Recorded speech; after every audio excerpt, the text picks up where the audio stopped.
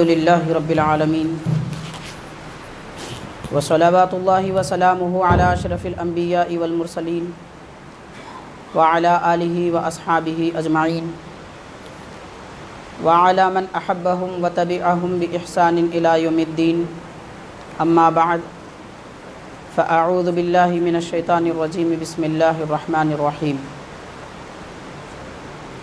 تلک الدار الآخرۃ نجعلها للذین لا یریدون علوا فی الارض ولا فسادا صدق اللہ العظیم وقال اللہ تعالی فی شأن حبیبہ ان اللہ وملائکتہ یصلون علی النبی یا ایہا الذین آمنوا صلوا علیہ وسلموا تسلیما اللہم صلی علی سیدنا شفیعنا حبیبنا مولانا محمد وعلی آلہ وصحبہ افضل صلواتک وعدد معلوماتک وبارک وسلم۔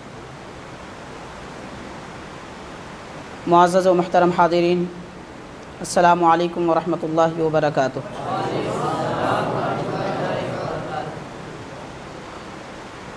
اللہ تبارک و تعالیٰ کا بے حد و بے پایاں احسان ہے، پروردگار نے اس کے محبوب اور برگزیدہ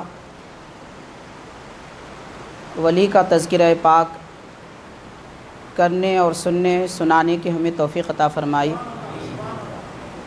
حاضرین، جیسا کہ ہم جانتے ہیں، عالمی تحریک سنی دعوت اسلامی کے زیر اہتمام اعلیٰ حضرت عظیم البرکت حضرت سیدنا امام احمد رضا علیہ الرحمۃ والرضوان کے 100 سالہ عرس پاک کے موقع پر ایک عظیم الشان اور بابرکت جشن و جلسہ اس مسجد میں منعقد کیا گیا ہے، اور میرے لیے یہ بڑی سعادت مندی کی بات ہے کہ اعلیٰ حضرت جیسی عظیم المرتبت شخصیت کے اور آپ کے ذات پاک کے احوال اور علمی کیفیات پر کچھ بولنے کے لیے موقع دیا گیا۔ معزز حاضرین، شیخ الاسلام عارف باللہ حضرت امام محمد انوار اللہ فاروقی علیہ الرحمہ ارشاد فرماتے ہیں کہ جہاں اللہ کے نیک بندوں کا ذکر ہوتا ہے وہاں اللہ کی خاص رحمتوں کا نزول ہوتا ہے۔ اعلیٰ حضرت کے نیک بندے ہونے میں تو کوئی شک نہیں ہے، مگر اس بات کا یقین ضرور ہے کہ اعلیٰ حضرت کئی گناہگاروں کو نیک بنایا ہے، بگڑے ہوئے لوگوں کے دلوں کو سنوارا ہے، جو جہالت کے کیچڑ میں پھنسے ہوئے تھے ان کو علم کا ثریا بنایا ہے، اور جن کے دل گناہوں میں مبتلا تھے، نیکی کا جن کو پتہ نہیں تھا، ایسے لوگوں کو اعلیٰ حضرت نے ولایت کے مرتبے تک پہنچایا ہے۔ تو ہم آج یہاں پر جمع ہیں تو یقیناً اس امید کے ساتھ کہ اللہ تبارک و تعالیٰ آپ کے ذکر پاک کے صدقے ہمارے گناہوں کی بھی بخشش فرمائے اور آپ کا علمی روحانی فیضان ہم کو عطا فرمائے۔ میں نے آیت کریمہ تلاوت کی، خالق کائنات ارشاد فرماتا ہے، آخرت کا گھر ہم انہی لوگوں کے لیے بناتے ہیں۔ یہاں آخرت کے گھر کا ذکر کیا جا رہا ہے، دنیا کے کسی مکان اور گھر کا ذکر نہیں کیا جا رہا ہے۔ ظاہر ہے کہ مسلمان کے پیش نظر آخرت اور وہاں کا مکان اور وہاں کی رہائش ہی ہوتی ہے۔ اگر کسی مومن کے مد نظر پیش نظر اس کا مقصود آخرت کا گھر نہ ہو تو پھر وہ کامل مومن بھی نہیں ہو سکتا۔ اسی لیے رب تعالیٰ نے فرمایا آخرت کا گھر ہم انہی لوگوں کے لیے بناتے ہیں کہ جو دنیا میں نہ فساد چاہتے ہیں نہ اپنے لیے کوئی بڑائی پسند کرتے ہیں، یعنی جن کے مزاج میں فساد نہیں ہوتا اور جن کا دل تکبر یا اپنی بڑائی سے پاک ہوتا ہے، یعنی وہ منکسارانہ مزاج رکھتے ہیں، تواضع کی کیفیت رکھتے ہیں، ایسے ہی لوگوں کے لیے آخرت کا گھر یعنی جنت ہے۔ اس آیت پاک کا مفہوم اگر دیکھا جائے تو ایک تو آیت کریمہ جو بیان کر رہی ہے اس کا مکمل مصداق یا اس کی صورت اگر نظر آنی ہے تو ہمیں اعلیٰ حضرت میں نظر آتی ہے، کیونکہ اعلیٰ حضرت نے دنیا سے فساد مٹانے کی کوشش کی، لوگوں نے فساد پھیلایا تھا، فساد کی آگ بھڑکائی تھی، اعلیٰ حضرت نے اپنے قلم کی سیاہی سے اور اپنی روحانی کیفیت سے اس بھڑکی ہوئی آگ کو دنیا سے پورے طور پر بجھا دیا۔ اور اس بات پر گواہ آپ کی تصانیف کا ایک ایک صفحہ اور ایک ایک لفظ ہے جو بالکل زندہ و جاوید ہے، جس کو ہم جانتے ہیں، پڑھتے ہیں، سمجھ سکتے ہیں۔ حاضرین، اعلی حضرت امام احمد رضا علیہ رحمۃ و رضوان کے متعلق اس صدی کے علماء کا اتفاق ہے کہ آپ اس صدی کے مجدد ہیں، خواہ وہ علماء جو شمال سے تعلق رکھتے ہوں، وہاں رہتے ہوں، یا پھر جنوب سے جن کا تعلق ہو۔ تو اعلی حضرت کے تجدیدی کارناموں میں یہ اہم ترین کارنامہ یہ بھی ہے کہ آپ کی ولادت سے پہلے ہی اس دنیا میں وہابیت، رافضیت اور گمراہی کے کئی شعبے پیدا ہو چکے تھے۔ باضابطہ انگریز حکومت نے لوگوں کو تیار کیا تھا تاکہ وہ ہندوستان میں، چونکہ اسلامی سلطنت ابھی ایک صدی پہلے ختم ہو چکی تھی، تو اب آنے والے زمانے میں یہاں کے مسلم باشندوں کو بے دین کرنے کے لیے کیا کیا جائے، تو اس کے لیے انہوں نے باضابطہ گمراہ علماء کو خریدا، ان کو تنخواہیں دی، ان کو تمغے دیے اور ان کو القابات دیے کہ جن القابات کا ذکر حضرت شیخ الاسلام بانی جامع رحمۃ اللہ علیہ نے بھی اپنی تصانیف میں فرمایا ہے کہ فلاں عالم کو برٹش حکومت نے یہ لقب دیا، فلاں کو یہ تمغہ دیا۔ تو یہ سب بکے ہوئے لوگ تھے، دین کو انہوں نے یہودیت کا لبادہ اوڑھ کر دین کو بیچ دیا تھا۔ تو اللہ تبارک و تعالیٰ نے خاص طور پر، چونکہ یہ فتنے شمال سے پیدا ہوئے تھے، جنوب اور دکن میں اس طرح کے کوئی فتنے نہیں تھے، اور یہاں تو باضابطہ اس وقت اسلامی سلطنت تھی، تو اللہ تبارک و تعالیٰ نے اعلیٰ حضرت جیسی بے مثال شخصیت کو پیدا فرمایا کہ جنہوں نے پیدائش سے، گویا پیدائش ہی سے علمی اور روحانی شعور لے کر دنیا میں تشریف لائے۔ چنانچہ آپ کے تصانیف پڑھیں گے، آپ کے نکات پر نظر ڈالیں گے تو پتہ چلے گا کہ اللہ تبارک و تعالیٰ کا دیا ہوا، گویا کہ جسے علم لدنی کہتے ہیں، اعلیٰ حضرت نے علم لدنی کو علم کتابی بنا دیا۔ جو رب نے علم عطا فرمایا تھا، اعلیٰ حضرت نے احادیث اور آیات کریمہ کی صورت میں ان کو کتابوں میں لکھ دیا۔ تو کئی ایک بے شمار ایسے مسائل اور عقائد کا ہمیں ذکر ملتا ہے۔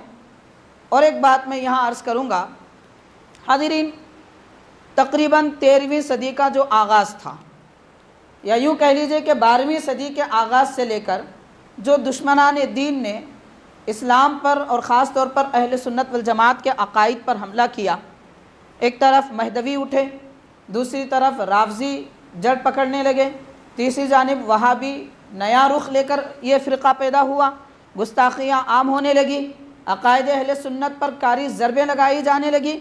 ایسے موقع پر سارے ہندوستان میں جہاں جہاں علماء کرام اس وقت بالکل قابل اور ماہر علماء کرام تھے، انہوں نے ان سب بدعقیدگیوں کا اپنے اپنے انداز میں جواب دیا۔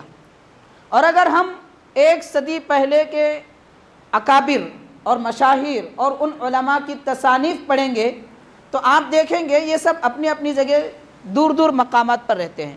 کوئی دکن میں ہے شیخ الاسلام بانی جامعہ، تو کوئی بریلی شریف میں ہے اعلیٰ حضرت، پھر بدایون میں کوئی اور علماء ہیں، رامپور میں کوئی اور علماء ہیں، دہلی میں کوئی اور علماء ہیں، لیکن ایک بات ان سارے علماء اہل سنت میں بالکل قدر مشترک نظر آئے گی، وہ یہ ہے کہ فتنہ پیدا ہو، نیا فتنہ پیدا ہو، اعتراض نیا ہو، سوال نیا ہو تو لوگ پریشان ہو جاتے ہیں۔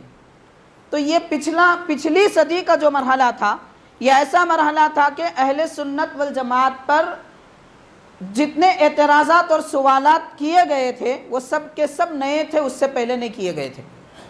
سرکار کے علم غیب کا مسئلہ اس سے پہلے چھیڑا نہیں گیا تھا، حضور پاک صلی اللہ علیہ وسلم کے نعوذ باللہ ممکن ہونے کا مسئلہ اس سے پہلے نہیں چھیڑا گیا تھا، اور فاتحہ وغیرہ کے مسائل ایصال ثواب پر ایک نئے انداز میں اعتراضات کیے گئے تھے۔ تو پورے ہندوستان میں، غیر منقسم ہندوستان کی میں بات کر رہا ہوں، سارے ہندوستان میں اس وقت جتنے قابل ترین علماء تھے، جو دلائل قرآن پاک اور احادیث شریفہ سے جمع کیے ہیں، اللہ تعالیٰ کی گویا یہ قدرت ہے، رب نے اپنے بندوں پر ایسا علم ان کے سینوں پر جاری فرما دیا کہ سب کی دلیلیں ایک جیسی نظر آئیں گی۔ علم غیب کی بات آتی ہے تو ایک طرف اعلیٰ حضرت جو دلیل قرآن حدیث سے دیتے ہیں، ادھر شیخ الاسلام بھی وہی دیتے ہیں، ادھر بدایون کے علماء بھی وہی دیتے ہیں، ادھر پڑوسی ملک وغیرہ کے علماء جیسے حضرت پیر مہر علی شاہ رحمۃ اللہ علیہ وہ بھی وہی دیتے ہیں، دہلی میں بڑے بزرگ گزرے ہیں ابو الحسن زید فاروقی رحمۃ اللہ علیہ وہ بھی وہی دلیل دیتے ہیں۔ علماء سب مختلف جگہ ہیں، اعتراض پہلی بار ہو رہا ہے مگر جواب آتا ہے تو سب الگ ہے، سب ایک سے دوسرے کا کوئی تعلق نہیں ہے، رابطہ نہیں ہے، اور ایسے فون انٹرنیٹ کا زمانہ بھی نہیں تھا، لیکن اس کے باوجود سب کی دلیلیں ایک جیسی نظر آتی ہیں۔ ہاں البتہ 20 سے 25% دلائل میں ہر ایک اپنا امتیاز رکھتے ہیں، ہر ایک کی اپنی خاصیت ہوتی ہے، باقی تقریباً 75% دلیلیں سب وہی دیتے نظر آتے ہیں۔ حاضرین، مگر اعلیٰ حضرت کا جو طریقہ کار ہے وہ بالکل نرالا اور جدا گانا ہے، وہ بالکل نرالا اور جدا گانا ہے، گویا کہ رد وہابیت کے لیے، رد قادیانیت کے لیے، رد رافضیت کے لیے اور بدعقیدہ لوگوں کی کمر توڑنے کے لیے، چونکہ اعلیٰ حضرت کو پیدا کیا گیا تھا تو اس وجہ سے آپ نے ایک خاص نہج اختیار فرمایا، وہ یہ ہے کہ آپ کسی مسئلے پر جب دلیل دیتے ہیں تو 1 2 3 دلیل پر اکتفا نہیں کرتے، 1 2 3 دلیل پر اکتفا نہیں کرتے، بلکہ میں صرف ایک کتاب کے متعلق کہوں گا، موت کے بعد والی زندگی کے متعلق جو اعتراضات ہوتے ہیں، اگر کوئی جاہل قسم کے اور بدعقیدہ لوگ ہوں تو وہ جاہلانہ باتیں کرتے ہیں، اولیاء کرام آئے دنیا سے چلے گئے فلاں ہو گیا وغیرہ باتیں ہوتی ہیں، پڑھا لکھا انسان ہو تو وہ قرآن آیات احادیث وغیرہ پیش کر کے یہ باور کرنے کی کوشش کرتا ہے کہ موت کے بعد والی کوئی زندگی نہیں ہے اور انتقال کیے ہوئے لوگ ان کی زندہ رہنے والوں کی کوئی بات نہ سنتے ہیں نہ سمجھ سکتے ہیں۔ تو اعلیٰ حضرت رحمۃ اللہ علیہ کی ایک کتاب ہے، اسی مسئلے کو ثابت کرنے کے لیے آپ نے جو کتاب تحریر فرمائی، تقریباً 250 صفحات سے زیادہ معتبر مستند دلائل کا ذخیرہ کتاب ہے۔ اس ایک کتاب میں قبر کے بعد والی زندگی، وہاں کا سننا، وہاں کا احساس، اولیاء کرام وغیرہ کا ثابت کرنے کے لیے تقریباً 63 آیات سے استدلال فرمایا اور 300 سے زیادہ احادیث سے استدلال فرمایا، اور 60 ایسے دلائل کہ جو ایسے اکابر جو ہندوستان میں پہلے گزرے ہیں جن کو خود منکرین، انکار کرنے والے بدعقیدہ لوگ بھی جن کو اپنا پیشوا مانتے ہیں، ان کی 60 اقوال، ان کے دلائل بیان فرمائے۔ ایک کتاب میں احادیث اور آیات اور دلائل کا گویا آپ ذخیرہ جمع فرما دیتے ہیں۔ یہ خاص انداز آپ کی تصانیف کا ہے، آپ جب لکھتے ہیں تو اس انداز سے لکھتے ہیں۔ کیوں؟ اس لیے کہ آپ یہ چاہتے تھے کہ اعتراض پھر آنے والے زمانے میں کسی بھی طریقے سے باقی نہ رہے۔ اب باقی جو علماء کرام تھے جو اپنے اپنے مقامات میں تھے، ان کو اللہ نے کسی اور کام کے لیے پیدا کیا تھا، تو مگر وہ دیگر کام کرتے ہوئے بھی ان حضرات نے اس پر بھی خدمت انجام دی۔ تو ہر ایک کے لیے اللہ تعالیٰ نے، ہمارا فارسی زبان کا ایک محاورہ ہے، ہر گلے را رنگ و بوئے دیگر است، ہر پھول کی خوشبو الگ ہوتی ہے اور اس کی رنگت الگ ہوتی ہے۔ اعلیٰ حضرت کی خوشبو شیخ الاسلام میں نہیں ملے گی، شیخ الاسلام کی خوشبو عبد القادر بدایونی میں نہیں ملے گی، عبد القادر بدایونی کی خوشبو پیر مہر علی شاہ میں نہیں ملے گی، اور ان کی خوشبو محدث دکن میں نہیں ملے گی، یا ان کی خوشبو علامہ ابراہیم ادیب میں نہیں ملے گی۔ ہر ایک کی خوشبو الگ ہوتی ہے، ہر ایک کی رنگت الگ ہوتی ہے۔ یہ سارے پھول ایک جگہ جمع ہوتے ہیں تو چمنستان اسلام بنتا ہے۔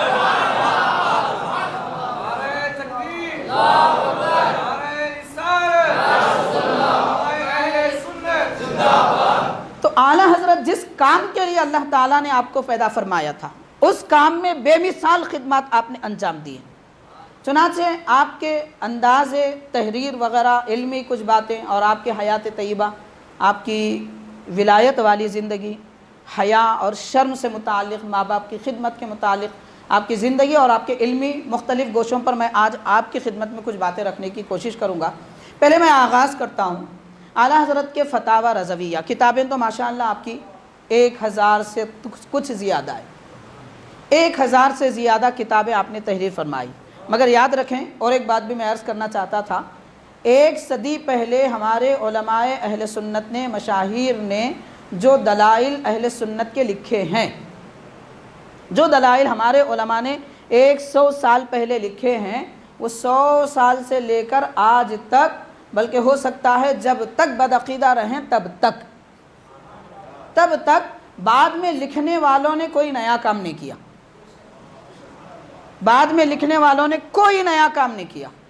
ہاں یہ ہو سکتا ہے کسی کے رسالے چھوٹے چھوٹے بنا کر 5000 بھی بنا لیے جائیں، اور کتابوں کی مقدار بڑھنے یا گھٹنے سے کسی عالم کی فضیلت بڑھتی گھٹتی نہیں۔ اگر ایسا ہوتا تو پھر حضرت سلطان ہند سیدنا غریب نواز رحمۃ اللہ علیہ کے متعلق کیا کہیں گے؟ آپ کی تو ایک بھی کتاب نہیں ہے، ایک تو کتاب ہونی چاہیے، مگر علماء نے اس زمانے کے حضرات نے اگر کوشش کی تو علم پھیلایا کتابوں سے، تو حضرت سلطان ہند غریب نواز رحمۃ اللہ علیہ نے اپنی نظر سے علم پھیلایا، اپنی صحبت سے علم پھیلایا۔ تو ہر زمانے کے تقاضے علیحدہ ہوتے ہیں۔ اس وقت کتاب لکھنے کی ضرورت نہیں تھی، اس وقت کتاب لکھنے کی ضرورت نہیں تھی، کیونکہ یہ کفرستان تھا۔ کس کو پڑھائیں گے؟ کیا اس کو پڑھائیں گے جس کو فارسی نہیں آتی؟ کیا اس کو پڑھائیں گے جس کو عربی نہیں آتی؟ ہاں البتہ حضرت سلطان ہند غریب نواز رحمۃ اللہ علیہ نے ہزاروں کتابیں لکھنے والے ہزاروں مریدین اور خلفاء کو پیدا کیا۔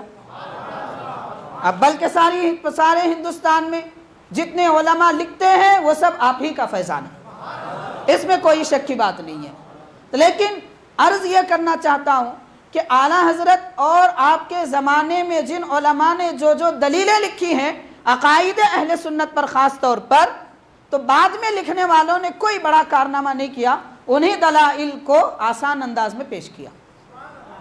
اس وقت عبارتیں مشکل تھی اور اس زمانے کی اردو بآسانی سمجھ میں نہیں آتی تھی، تو اس کو آسان انداز میں پیش کیا۔ بس یہ کام بعد کے علماء نے کیا ہے، تو کوئی یہ بڑا کارنامہ نہیں ہے۔ اب یہ ٹیکنالوجی کا دور ہے تو ماشاءاللہ ایسے سافٹ ویئر نکل چکے ہیں، آپ ایک لفظ لکھیں گے نزالہ، تو وہ نزالہ پوری کتابوں میں جہاں جہاں ہے سب ایک پیج میں آ جاتا۔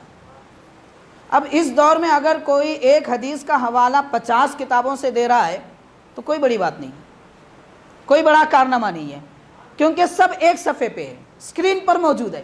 لیکن اعلیٰ حضرت نے جب کتابیں لکھی اور ایک کتاب ارواح کے سماعت اور ان کے جاننے پر لکھی، تو اس پر 300 احادیث جب آپ نے جمع کی تو کتنی کتابیں نہیں دیکھی ہوں گی؟ 300 حدیثیں 300 کتابوں میں ہی نہیں ملتی، 300 حدیثوں کے لیے ہو سکتا ہے 1300 کتابیں آپ نے دیکھی ہوں، کیونکہ ہر حدیث ہر کتاب میں نہیں ہوتی۔ تو اس طریقے سے ان حضرات نے جو کام کیا ان کا احسان ہے قیامت تک کے مسلمانوں پر، قیامت تک کے علماء پر، اور جب تک بدعقیدگی باقی ہے جواب دینے کے لیے علماء قلم اٹھائیں گے، زبان اٹھائیں گے، تو انہی کا سہارا لینا ہوگا۔ بہرحال حاضرین، اعلیٰ حضرت امام احمد رضا رحمۃ اللہ علیہ کے فتاوی رضویہ، پہلے میں یہ کتاب کی کچھ تعارف تو آپ کو دے دوں۔ فتاوی رضویہ کیا ہے؟ دراصل علم فقہ کا زبان اردو اور عربی میں انسائکلوپیڈیا ہے، اور فتاوی رضویہ ایسی کتاب فقہ کے مسائل پر کہ اس جیسی کتاب زبان اردو میں پورے ہندوستان میں نہیں ہے۔ اس جیسی کتاب فتاوی رضویہ جیسی کتاب پورے ہندوستان میں اردو زبان میں نہیں ہے۔ بہت سارے علماء نے بہت ساری کتابیں لکھی، اس کی اپنی خاصیت ہے، لیکن ایک طہارت کے مسئلے سے لے کر جنازے کے مسائل تک باقی سب بیچ میں آ گئے۔ طہارت ہو، وضو ہو، غسل ہو، نماز ہو، زکوٰۃ ہو، روزہ، حج، بیوع کے مسائل، صرف، بیع صرف جسے کہتے ہیں، بیع سلم جسے کہتے ہیں، ایسے نام کے کبھی ہم نے سنے نہیں تھے۔ ان سارے مسائل، وہ سارے مسائل فتاوی رضویہ کی 12 جلدوں میں جمع ہیں۔ اور میں ایک مثال آپ کو دیتا چلوں، اعلیٰ حضرت امام احمد رضا رحمۃ اللہ علیہ کس انداز سے مسئلہ لکھتے ہیں اور فتویٰ دیتے ہیں، اور جب جواب دینا ہوتا ہے تو پھر کیسا طریقہ اختیار فرماتے ہیں۔ عام طور پر آپ مسائل کی کتابیں پڑھیں گے، ہو سکتا ہے میری بات سے کسی کو اتفاق نہ ہو سکتا ہے کوئی کہے میں نے بھی بہت ساری اردو کتابیں دیکھی، ایسی کیا خاصیت ہوگی اس میں؟ آپ کہیے مت، آپ پڑھیے فتاوی رضویہ، پہلے پڑھ لیجئے، پھر اس کے بعد آپ میری بات تسلیم کرتے تو کریے، نہیں کرتے تو آپ کا اختیار ہے، مگر بات تو بالکل میں حق بجانب کہہ رہا ہوں، کوئی مبالغہ آ رہا ہی نہیں ہے۔ حاضرین، اب آپ دیکھیے انداز میں بتانا چاہتا ہوں، آپ فقہی مسائل کی کتابیں پڑھیے، اٹھائیے، دیکھیں گے آپ تو وہاں پر آپ کو ملے گا، مثال کے طور پر عرض کر رہا ہوں، وضو میں 4 فرض ہیں، تو 4 فرض ہیں، سب کو معلوم ہے۔ چہرہ دھونا بھی فرض ہے، کہاں سے کہاں تک دھونا یہ بھی معلوم ہے۔ اعلیٰ حضرت سے جب یہ سوال کیا گیا تو آپ نے صرف وضو کا فرض بیان نہیں فرمایا کہ وضو میں اتنے فرائض ہیں، بلکہ کیا فرمایا؟ چہرہ دھونا وضو میں فرض ہے، لیکن 10 مقامات چہرے میں ایسے ہیں کہ جن کا دھونا فرض نہیں ہے۔ اب میں یہ کہنا چاہتا ہوں کہ یہ بات اردو کی کسی مسائل کی کتاب میں آپ بتائیے۔ ہاتھ دھونا کوہنیوں تک فرض ہے، مگر 3 ایسے مقامات ہیں کہ ان کا دھونا فرض نہیں ہے۔ سر کا مسح کرنا فرض ہے، لیکن کس حصے کا کرنا زیادہ مستحب ہے اور کس کا نہیں، یہ تفصیلات ایسے ایک ایک مسئلے پر آپ، اب پھر وہ ایک وضو کا مسئلہ جہاں آپ نے بیان فرمایا اس میں تقریباً 6 سے زیادہ کتابوں کے حوالے ملتے ہیں۔ ایک مسئلہ بیان کرنے کے لیے 6 سے زیادہ کتابیں۔ کتاب ٹٹولنا جناب کوئی آسان کام نہیں ہے، اور جن کو پڑھنے سے تعلق نہیں ہے وہ کیا جانیں گے، جو پڑھتے لکھتے ہیں ان کو معلوم ہوگا کتاب میں سے کوئی مسئلہ نکالنا کتنا مشکل کام ہے، انتہائی مشکل کام، اور خاص طور پر اگر دینی کتاب ہو، دینی مسئلہ ہو تو اور زیادہ مشکل ہو جاتا ہے۔ اس کی وجہ یہ ہے کہ شیطان جو یہاں پیچھا پڑا ہوا رہتا ہے، باقی دنیا کے سارے کام آپ آسانی سے کر سکتے ہیں، مگر دینی کام میں خلل زیادہ ہوتا ہے، بے چینی کی کیفیت ہوتی ہے۔ تو بہرحال عرض کرنا چاہتا ہوں کہ اعلیٰ حضرت کے فتاوی رضویہ میں جو سوالات آپ سے کیے گئے ان سوالات میں سے بس 3 باتیں میں آپ کے گوشے گزار کر کے آپ کی حیات طیبہ اور آپ کی زندگی کے کچھ پہلوؤں پر عرض کروں گا۔ حاضرین، اعلیٰ حضرت امام احمد رضا رحمۃ اللہ علیہ سے ایک سوال کیا گیا، فتاوی رضویہ 11ویں جلد میں ہے۔ آپ سے یہ پوچھا گیا کہ حضرت منصور حلاج کو بڑے خدا کے ولی گزرے ہیں، نام بڑے حضرات سنے ہوں گے، آج کل کے نئے اور یہ جوان لوگوں کو شاید بزرگوں کے نام معلوم نہیں ہوتے، کرٹیکرز کے نام ان کو معلوم ہوتے ہیں، اور ایکٹرز کے نام ان کو معلوم ہوتے ہیں، اور دنیا میں کس قسم کے لوگ ہوتے ہیں وہ سب ان کو معلوم ہوتا ہے، سیاسی لیڈروں کے نام معلوم ہوتے ہیں، لیکن اللہ والوں کے نام معلوم نہیں ہوتے، ان کی زندگی کیا ہے انہیں پتہ نہیں ہوتی، اللہ ہے کہ اللہ کسی کو نیک صحبت کی توفیق دے تو اور بات ہے۔ بہرحال تو حضرت منصور حلاج رحمۃ اللہ علیہ کے متعلق ایک صاحب نے سوال کیا کہ منصور حلاج رحمۃ اللہ علیہ کو کس وجہ سے پھانسی دی گئی اور آپ کو شہید کیا گیا، قتل کیا گیا، تو کس وجہ سے قتل کیا گیا اور انہوں نے کیا کہا تھا، اس پر کوئی حدیث یا پھر اس پر کوئی ان کے قتل کے جواز پر کیوں قتل کیا گیا، اس کے جواز پر اگر کوئی حدیث یا پھر کوئی آیت ہو تو آپ بیان فرمائیں۔ تو سوال یہ تھا، اب اعلیٰ حضرت جواب دیتے ہیں۔ جو حضرات یہاں وہ واقعہ سن رکھے ہیں، میں پہلے وہ واقعہ بھی بیان کر دیتا ہوں جو عام طور پر لوگ بیان کرتے ہیں اور عام طور پر لکھا بھی گیا ہے، تقاریر میں لوگ سنتے بھی ہیں۔ بتایا جاتا ہے حضرت منصور حلاج رحمۃ اللہ علیہ انا الحق کا دعویٰ کرتے تھے، یعنی میں خدا ہوں، میں خدا ہوں، میں حق ہوں، تو اس لیے آپ کو قتل کرنے کا فتویٰ جاری ہوا، اور فتویٰ دینے والے کوئی اور نہیں تھے، حضرت جنید بغدادی رحمۃ اللہ علیہ تھے۔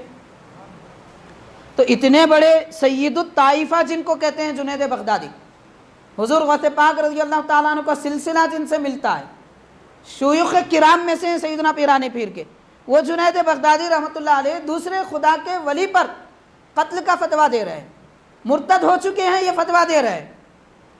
اب حاضرین آپ سمجھ جائیے، جب ضرورت پڑتی ہے نا تو صوفیاء اور اولیاء بھی فتویٰ دیتے ہیں، ضرورت جب پڑتی ہے تو سب فتویٰ دیتے ہیں، اگرچہ کہ فتویٰ دینے کا ڈپارٹمنٹ مفتیوں کا ہے۔ اب اس کے ساتھ میں یہ بھی عرض کروں گا، اعلیٰ حضرت کی شخصیت فتوے کے نام سے جانی جاتی ہے، لیکن لوگوں نے آج فتوے کا مذاق بنا دیا ہے۔ جو بات فتوے کے متعلق ابھی چند سالوں پہلے وہابی کہتے تھے، غیر مقلد کہتے تھے، اور غیر مسلم ہنود کہا کرتے تھے کہ مسلمان علماء فتویٰ دیتے ہیں، فتویٰ دیتے ہیں، آج وہی بات بعض نام نہاد رافضی نما سنی کہہ رہے کہ فتوے کی کوئی حقیقت نہیں ہے، علماء کو کیا کام، فتویٰ دیتے ہیں، उलमा को क्या काम, उलमा का काम सिर्फ फतवा देना है। उलमा का काम ही यह है कि वो फतवा दें, क्योंकि उन्होंने इल्म जो सीखा है। अरे भाई मेरे जरा इतना तो गौर करो कि दर्जी कपड़े सीने के सिवा क्या करेगा, डॉक्टर दवा देने के सिवा क्या करेगा, फिर आलिम फतवा देने के सिवा क्या करेगा। उसको अल्लाह ने जिस काम के लिए पैदा किया वो वही तो काम करेगा। कहते हैं फतवा देते हैं, फतवा देते हैं। फतवे को तुमने समझा क्या है? कुरान पाक और अहादीस शरीफा का खुलासा होता है फतवा। फतवे में कभी कुरान पाक की आयत के बगैर कोई हुक्म लिखा नहीं जाता। तो गोया तुम फतवे को हकीर समझकर कुरान पाक की तौहीन कर रहे हैं और अहादीस शरीफा की तौहीन कर रहे हैं। नौज़ुबिल्लाह अस्तग़फिरुल्लाह। बल्कि हकीकत तो ये है, फतावा आलमगीरी वगैरह फिक़्ह की किताबों में लिखा हुआ है, अगर कोई फतवे की तौहीन करता है, क्या कहता है? फरमाया अगर कोई फतवे की तौहीन करता है और कहे कि मैं फतवे को ठोकर मारता हूं माज़अल्लाह, तो फतावा आलमगीरी और दीगर फिक़्ह की कुतुब में लिखा हुआ है ये कहने वाला काफिर है। और ये फतवा इस वक्त के मुफ्ती नहीं दे रहे हैं, 400 साल पहले हिंदुस्तान में लिखी गई किताब फतावा आलमगीरी में फतवा मौजूद है। तो फतवे को हकीर ना समझें। आज उलमा से अवाम का ताल्लुक तोड़ने की कोशिश की जा रही है। इसीलिए लोग कहते हैं आला हजरत ने क्या किया, बस फतवे दिए, फतवे दिए। आला हजरत पैदा फतवे देने को हुए थे। अल्लाह ने इसीलिए उनको पैदा किया था और रब ने जिस काम के लिए उनको पैदा किया उन्होंने वही किया। इसीलिए आप देखेंगे आला हजरत के फतवे का जवाब दुनिया के किसी मुफ्ती में आपको नहीं मिलेगा।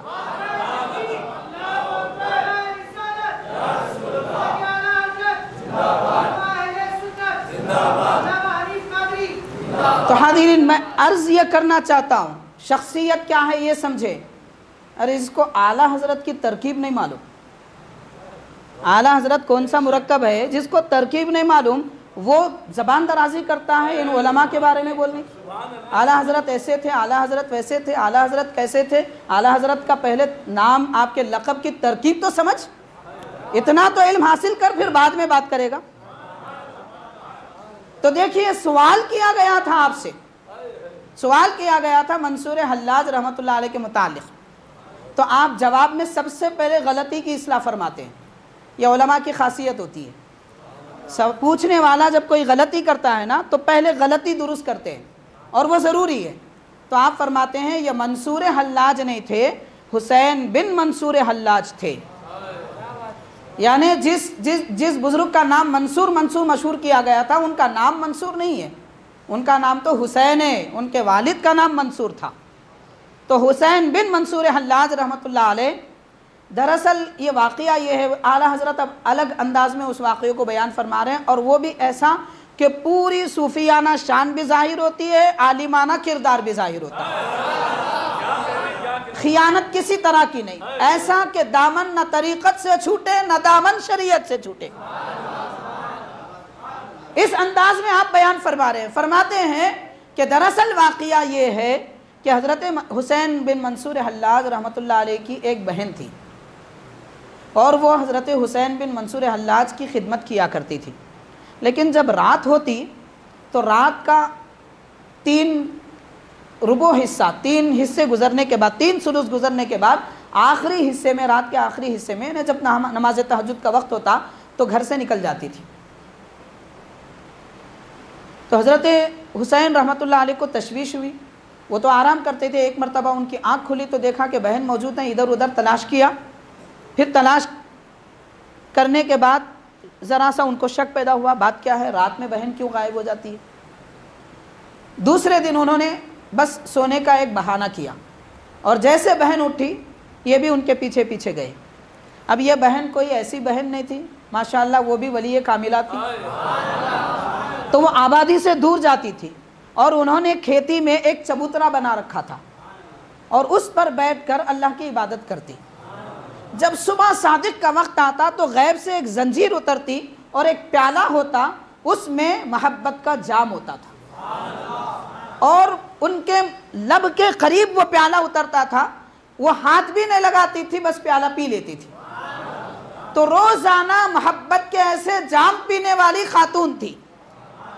تو حضرت حسین رحمۃ اللہ علیہ پیچھے آئے, دیکھا, منظر دیکھ کر تعجب کرنے لگے. ولی تھے, پہچان گئے خدا کی نعمت ہے. پینے لگی تو کہنے لگے کہ بہنا ذرا ایک مرتبہ کچھ تھوڑا تو مجھے بچا کر دیجئے, میں یہ جام محبت پینا چاہتا ہوں. تو آپ کی بہن نے فرمایا کہ بھائی کبھی یہ غلطی نہ کرو, آپ اسے برداشت نہیں کر سکیں گی. جو روزانہ جام کے جام پی جاتی تھی وہ اپنے بھائی سے فرما رہے ہیں کہ آپ اسے برداشت نہیں کر سکیں گی, لیکن وہ زبردستی پیالے لے لیے, اس میں چند قطرے تھے وہ پی لیے. جیسے پینا تھا بس ان کے دل کی کیفیت بدل گئی. ہر طرف اللہ کے جلوے نظر آنے لگے, اور زمین کے ذرے ذرے, درخت کے پتے پتے سے آواز آتی تھی کہ کون زیادہ مستحق ہے کہ میری راہ میں اسے قتل کر دیا جائے. واقعہ لوگ الگ انداز سے بیان کرتے ہیں, لیکن اعلیٰ حضرت چونکہ عالم ہے, اعلیٰ حضرت چونکہ عالم گر ہیں, وہ مفتی بے مثال ہیں, حقیقت کو بیان فرماتے ہیں, بات چھپاتے نہیں ہیں, اور اس انداز میں لکھتے ہیں کہ کہنے والا جب کہے اور سنائے تو کسی بدعقیدہ کو اعتراض بھی نہ ہو, اور علمی طور پر جب کوئی بات کہی جاتی ہے تو اعتراض نہیں ہوتا, جاہلانہ طریقے سے بات کی جاتی ہے تو پھر اعتراض ہوتا ہے. اسی لیے میں عرض کروں گا, ماشاءاللہ یاد آئی ہے بات, تو ایک اور مجدد اعظم ہے حضرت شیخ احمد سرہندی فاروقی مجدد الف ثانی رحمۃ اللہ علیہ, جن کا عرس مبارک بھی ابھی 2 دن بعد ہے. آپ ارشاد فرماتے ہیں اپنے ایک مرید سے کہ میاں علم حاصل کرو, اس لیے کہ جاہل صوفی شیطان کا مسخرہ ہوتا ہے. علم حاصل کرو, جاہل صوفی شیطان کا مسخرہ ہوتا ہے. تو اعلیٰ حضرت صوفی ہیں مگر آپ عالم بھی ہیں, اسی وجہ سے حق بات بیان فرماتے ہیں. اگر کوئی صرف علم طریقت کی بات کرے, شریعت پہ نہ رہے, تو اس کے بہکنے کا 100% امکان ہے, 100% امکان ہے. اسی لیے حضرت بندہ نواز گیسو دراز رحمۃ اللہ علیہ اپنے شیخ کی خدمت میں آئے, عرض کیا کہ حضرت میں کتابیں پڑھ لیا ہوں, اب میں آپ کی خدمت میں رہنا چاہتا ہوں, طریقت حاصل کرنا چاہتا ہوں. تو آپ کے شیخ نے فرمایا کیا کیا کتابیں پڑھی؟ عرض کیا یہ فلاں فلاں کتابیں پڑھا ہوں. تو فرمایا نہیں اور آگے پڑھو, بزدوی پڑھو, ہدایہ پڑھو, اور کتابوں کے نام لے کر فرمایا یعنی اس وقت فاضل کی جماعت تک جو کتابیں پڑھائی جاتی ہیں وہ کتابوں کا نام لے کر فرمایا یہ سب کتابیں پڑھ کر آؤ, پھر میں تمہیں طریقت سکھاؤں گا. تو طریقت علم شریعت کے بغیر نہیں ملتی, یہ بندہ نواز بیان فرما رہے, ان کی زندگی کا نمونہ ہمارے سامنے موجود ہے. تو بہرحال اعلیٰ حضرت رحمۃ اللہ علیہ فرماتے ہیں کہ ہر جگہ سے آواز آ رہی تھی کہ کون ہے زیادہ مستحق ہے کہ میری راہ میں اسے قتل کر دیا جائے. تو حضرت حسین منصور حلاج رحمۃ اللہ علیہ نے کہا انا لاحق,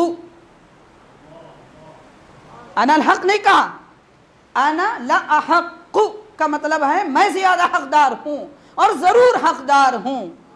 تو یہ بار بار بول رہے تھے, سننے والوں کو سنائی دیا انا الحق انا الحق, یعنی صوفی کا دامن داغ لگنے سے بھی بچایا اور شریعت چھوٹنے سے بھی بچایا, ان کی کیفیت کو بھی ظاہر فرما دیا.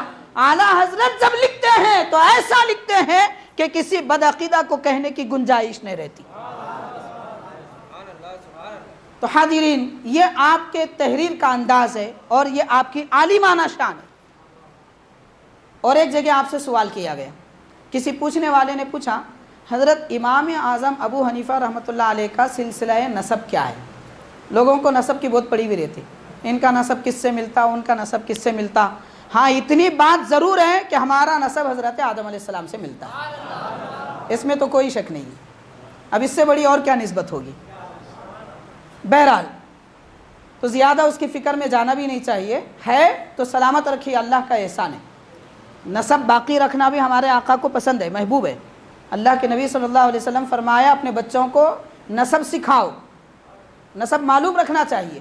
مگر چونکہ حالات اور زمانہ ایسا ہو چکا ہے کہ بہت سارے لوگوں کو اپنے دادا پردادا وغیرہ کا نام نہیں معلوم رہتا. خیر یہ اور بات ہے, لیکن میں عرض کرنا چاہتا ہوں امام اعظم کے متعلق سوال ہوا کہ حضرت امام اعظم کا نسب کیا ہے. تو حضرت اعلیٰ حضرت رحمۃ اللہ علیہ جواب دیتے ہیں, فرماتے ہیں امام اعظم ابو حنیفہ رحمۃ اللہ علیہ اس بات سے زیادہ اجل و اعظم ہیں، یعنی بزرگ ہیں اور برتر ہیں کہ وہ کسی کے نسب پر فخر کرے، یعنی ان کو اپنے نسب پر فخر نہیں ہے، اس بات سے وہ برتر ہیں، بلکہ ان کی شان تو یہ ہے کہ دینی بادشاہوں کے بھی وہ امام ہیں، دینی بادشاہوں کے بھی امام ہیں، یعنی حضرت عبداللہ بن مبارک صوفی ہیں، ان کے امام اعظم ہیں۔ خواجہ فضیل بن ایاز رحمۃ اللہ علیہ صوفی ہیں، ان کے امام اعظم ہیں۔ امام ابو یوسف مفتی ہیں، صوفی ہیں، ان کے امام اعظم ہیں۔ اور دنیا بھر میں جتنے حنفی فقہا ہیں، حضرت غریب نواز اور خواجہ نظام الدین اولیاء، خواجہ بختیار کاکی اور جتنے علماء کرام ہیں، ان سب اولیاء اور علماء کے امام اعظم ہیں۔ تو امام اعظم کو نسب کی ضرورت نہیں، امام اعظم کی شان اسی بات میں ہے کہ بڑے بڑے نسب والے ان کے پیروکار، ان کے تابع۔ تو اعلیٰ حضرت نے اس انداز سے جواب دیا، کیوں؟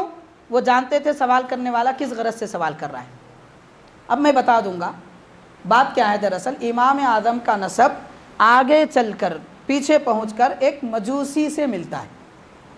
مجوسی یعنی آتش پرست۔ زمانے جاہلیت میں لوگ کیا تھے؟ آتش پرستی کیا کرتے تھے۔ تو وہ دراصل امام اعظم کی تحقیق کرنا چاہتا تھا۔ تو اعلیٰ حضرت چونکہ فراست باطنی اور دل کی نظر رکھتے ہیں، اسی لیے سوال میں پیدا ہونے والے شر کو بھی دیکھ لیا اور اس کو پیش نظر رکھ کر جواب عطا فرماتے ہیں۔ صرف عالم ہوتا، صرف مفتی ہوتا تو قلم بہک سکتا ہے، لیکن اعلیٰ حضرت ایک طرف عالم ہے تو دوسری طرف صوفی ہیں، تو اس وجہ سے آپ کا قلم نہیں بہکا۔ معزز حاضرین، اسی طرح ایک مشہور واقعہ ہے، اکثر مقررین یہ واقعہ بیان کرتے ہیں۔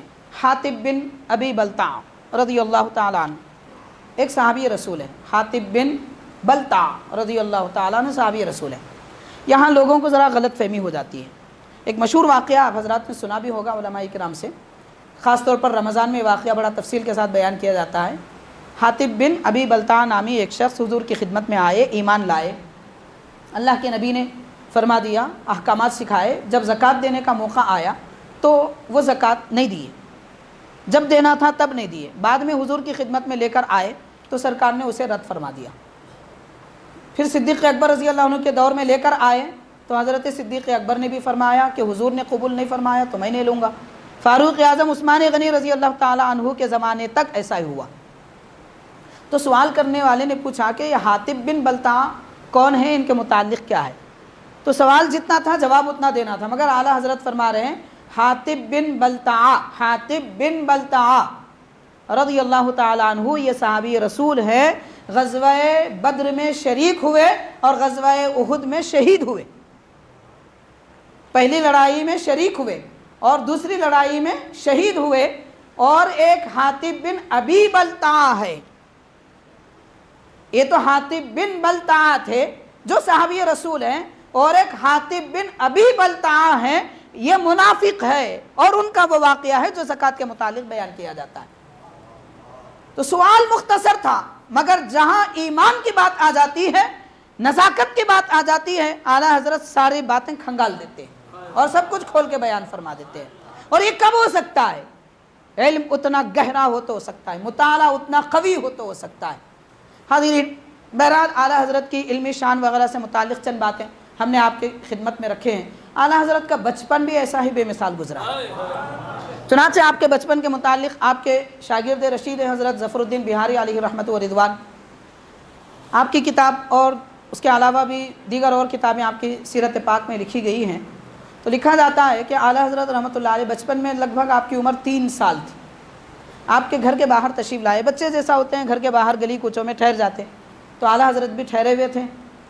تو وہاں پر اچانک فاحشہ عورتوں کا گزر ہوا، طوائف عورتوں کا گزر ہوا۔ جیسے نظر پڑی، اعلیٰ حضرت نے اپنی قمیص کا دامن اٹھایا اور چہرے پر رکھ لیا۔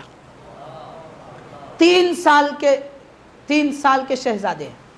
اب آپ غور کریں، 4 سال مان لیں تو بھی کیا اتنا ہوش ہوتا ہے؟ یہ کیسے بچے تھے؟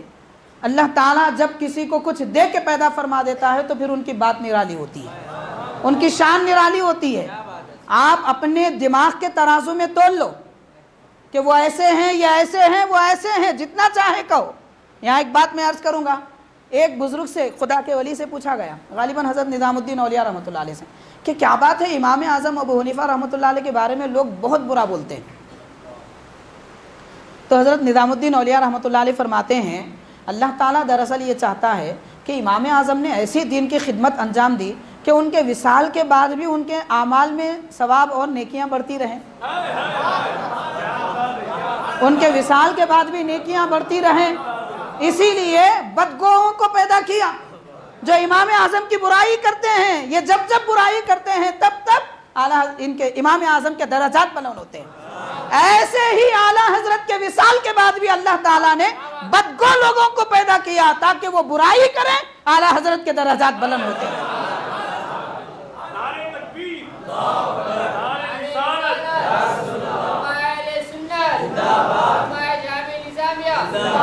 तो हाज़रीन, ये अल्लाह के नेक बंदे जो होते हैं उनकी बुराई करने वाले समझ लें। अब कोई तो वली भी नहीं मानता, क्यों मानेगा? शैतान कभी किसी वली को वली माना है? बोलते हैं लोग आला हजरत वली कब से हो गए? कब से हो गए? जब से रब बनाया था तब से हुए, और उस वक्त से हुए मियाँ जब तुम भी नहीं थे, और तुम तो अब आए हैं। वो जब से वली हैं, जब से पैदा हुए हैं, जब से रब ने बनाया है। और कब से हो गए कहने वाले, इनको क्या पता वली कौन होता है? कभी अल्लाह वालों को देखा होगा, उनकी सोहबत में बैठे होंगे तो पता चलेगा, या फिर कम अज़ कम आला हज़रत की हयात तय्यबा तो पढ़े, उनकी किताबों का मुताला तो करें, पता चलेगा, मालूम होगा कि वाक़ियतन क्या है। हाज़रीन, कोई किताब इस अंदाज से लिखना मामूली बात नहीं है।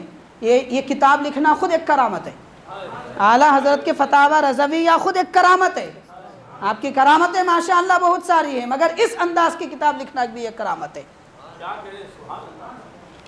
बहरहाल हाज़रीन, तो आला हज़रत इमाम अहमद रज़ा रहमतुल्लाह अलैह 3 साल की उम्र में लगभग घर के बाहर ठहरे हुए, फाहिशा औरतों पर नज़र पड़ती है तो कमीज़ का दामन उठाकर चेहरे पर रख लेते हैं।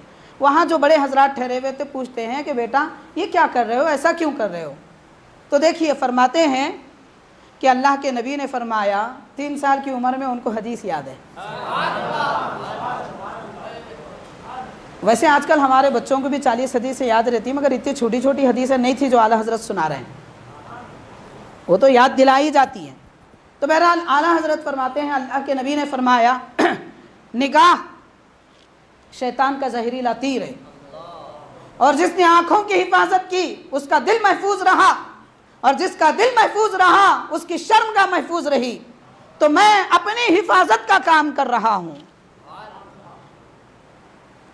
ये सारी शरंगेज़ियाँ अगर इंसान के अंदर पैदा होती हैं तो बुलूग की उम्र के बाद पैदा होती है, 14-15 साल के बाद पैदा होती है। मगर 15 साल के बाद क्या होने वाला है, 3 साल की उम्र में भी आला हजरत जानते हैं। गोया अपनी उम्र की हिफाजत पहले ही से फरमा रहे हैं। ये विलायत नहीं है तो और क्या है? ये विलायत नहीं है तो और क्या है? तो हाज़रीन, इमाम अहमद रज़ा रहमतुल्लाह अलैह के मुतालिक ज़िक्र किया जाता है। आला हज़रत ख़ुद फरमाते हैं कि हमारे शहर बरेली में एक मजज़ूब थे और मस्जिद में रहा करते थे। उनसे मिलने का मुझे बड़ा इश्तियाक़ था, और उनकी आदत थी कि वो जो भी उनसे मुलाकात के लिए जाता है उसे 40-50 गालियाँ देते थे। जो मजज़ूब हज़रात होते हैं वो ऐसा ही करते हैं। अब क्यों करते हैं ये खैर तफसील है, मैं इसकी तफसील में नहीं जाऊँगा, मगर इतनी बात है, आने वाले के दिल में जो होता है वही बोलते हैं। मजज़ूब जो गाली देते हैं ये गाली नहीं होती, उसके दिल में जो आईना नज़र आता है वही बोलते हैं। तो आला हज़रत फरमाते हैं, मैं उनसे मुलाकात के लिए वालिद गिरामी से इजाज़त हासिल की। आपने इजाज़त अता फरमाई। नमाज इशा के बाद उस मस्जिद में गया। तो मस्जिद में गया तो देखा कि हुजरे में वो मजज़ूब कुर्सी पर बैठे हुए थे, और मैं मस्जिद के सहन में उनके बिल्कुल हू बहू सामने बैठा। बहुत देर गुजरी, आधा घंटा 40 मिनट तक वो मुझे देखते रहे, मैं उनको देखता रहा। अब नहीं मालूम वो आँखों निगाहों में क्या क्या उनकी गुफ्तगू हुई। उसके बाद वो मजज़ूब ने पुकार कर कहा, बेटा क्या रज़ा अली के पोतरे हो? तो आला हज़रत फरमाते हैं, ये मेरी पहली मुलाकात है। میں نے ابھی ان سے ملاقات نہیں کی تھی، بات بھی نہیں کی، لیکن فرما رہے ہیں کیا بیٹا رضا علی کے پوترے ہو؟ تو عرض کرتے ہیں ہاں میں رضا علی کا پوترا ہوں۔ تو جواب میں فرماتے ہیں جبھی تو، بس اتنی بات ہوئی۔ جبھی تو کا مطلب کیا ہوا؟ آپ کے دادا پردادا اور اس نسل پاک میں واقعتاً نسل پاک ہے، یہ ایسا خاندان ہے اعلیٰ حضرت کا، ان کے اجداد کا، کہ ان کے خاندان میں دینی دولت بھی جمع تھی، دنیاوی دولت بھی جمع تھی۔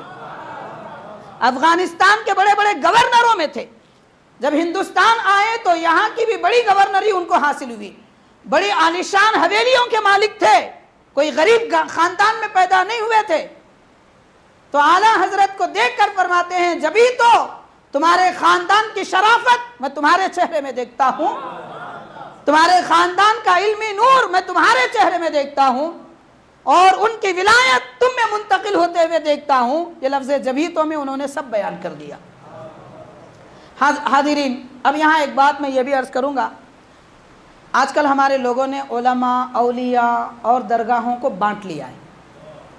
مجھے ذرا حقیقت بولنے کی عادت ہے، برداشت کر سکتے ہیں تو کر لیجئے۔ علماء، اولیاء اور درگاہوں کو، مدرسوں کو لوگوں نے بانٹ لیا ہے۔ یہ میرا سلسلہ ہے، یہ ان کا سلسلہ ہے۔ یہ سلسلے والے وہ درگاہ کو گئے تو وہاں کیوں گئے تھے؟ یہ مدرسے والے ان کے بارے میں بولے، انہوں کیوں بولے؟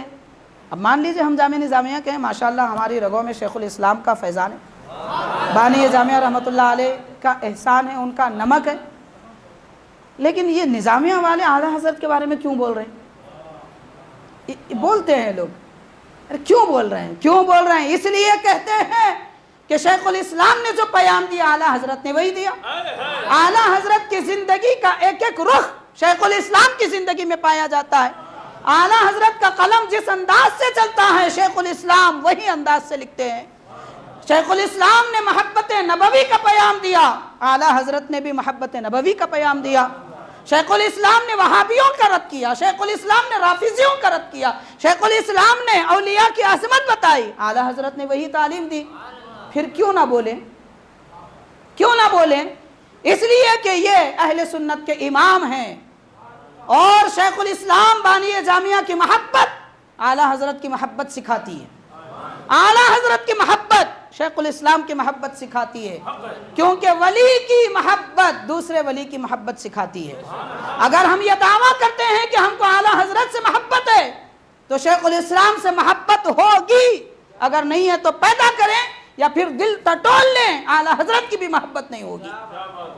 اور شیخ الاسلام سے محبت کا دعویٰ کرنے والوں یا پھر ان کی نمک حلالی کا دعویٰ کرنے والے اگر اعلیٰ حضرت کے بارے میں زبان دراز کرتے ہیں پھر وہ شیخ الاسلام کے بھی محبوب نہیں ہے، اور نہ ہی شیخ الاسلام ان کو چاہتے ہیں، کیونکہ ولی کی محبت دوسرے ولی کی محبت سکھاتی ہے۔ تو حاضرین، میں عرض یہ کرنا چاہتا ہوں، دیکھیے حضرت شیخ الاسلام بانی جامعہ نظامیہ اعلیٰ حضرت کی زندگی میں کیسا سنگم ہے اور کیسی سیرت بھی ملتی جلتی ہے۔ میں مثال اگر اس پر بولوں گا تو مزید 1 گھنٹہ اور لگ جائے گا کہ کون سی بانی جامعہ نظامیہ کی سیرت میں کون سا پہلو اعلیٰ حضرت میں نظر آتا ہے، پیدائش سے لے کے وفات تک ہر بات گنائی جا سکتی ہے۔ یوں سمجھ لیجئے، میں نے ایک جگہ عرض بھی کیا ہے کہ دین اسلام کا ایک سکہ ہے، اور وہ سکہ دنیا میں آخرت میں چلتا ہے، اس کا ایک رخ اعلیٰ حضرت ہے تو دوسرا رخ شیخ الاسلام ہے۔ تو دیکھیے اعلیٰ حضرت کی ولایت، علمی شہرت اور علم کی وسعت کی خوشخبری کسی نے دی تو وہ مجذوب ہے، اور بانی جامعہ نظامیہ امام انوار اللہ فاروقی رحمۃ اللہ علیہ کی ولادت اور آپ کے علم فیضان کی خوشخبری بھی جس نے دی وہ بھی مجذوب ہے۔ تو ایسے پہلو قریب 20 سے 25 تک ان 2 حضرات کی زندگی میں ہمیں ملتی ہے۔ بہرحال حاضرین، اعلیٰ حضرت امام احمد رضا رحمۃ اللہ علیہ کے اب کچھ 1-2 واقعات بس عرض کروں گا، پھر میں اپنی گفتگو سمیٹوں گا۔ امام احمد رضا رحمۃ اللہ علیہ نے جو حج فرمایا، پہلی مرتبہ جب آپ نے حج کیا تو آپ کے والد گرامی، والدہ محترمہ وغیرہ کے ساتھ اور بھائی حضرات کے ساتھ کیا۔ چنانچہ جب واپس حج سے تشریف لا رہے تھے تو راستے میں ایک طغیانی آئی، طوفان آیا، ایسا طوفان آیا کہ بچنے کے کوئی آثار نہیں تھے، کشتی لڑک جانے کے اندیشے تھے، لیکن आला हज़रत फरमाते हैं, आपकी वालदा मोहतरमा बड़ी घबरा रही थी, तो आला हज़रत उनको तसल्ली दे के फरमाती हैं कि आप घबराइए मत, कश्ती सवार होने के वक्त में मैंने जो दुआ पढ़नी थी प्यारे आका ने बताई, वो दुआ पढ़ ली है, अब ये कश्ती कभी डूबेगी नहीं। सरकार के फरमान पर यकीन कैसा होता है ये गौर करें। आज हमको भी यकीन होना चाहिए, हम आला हज़रत के नाम लेवा हैं, यकीन ऐसा होना चाहिए अल्लाह के नबी के फरमान पर। और एक मिसाल मैं आगे चल के अर्ज़ करूँगा कि सरकार के फरमान पे कैसा यकीन होता है। चुनांचे उसी से मुतालिक एक बात है। आला हज़रत इमाम अहमद रज़ा रहमतुल्लाह अलैह से किसी ने कहा कि आप एक मरतबा ऐसे अलील और मरीज़ हुए कि बिस्तर से उठ नहीं पा रहे थे।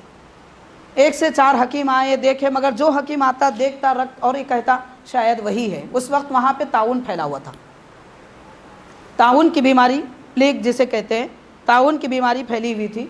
जो हकीम आता देखता शायद वही है, तो लोग गम का इजहार करने लगे।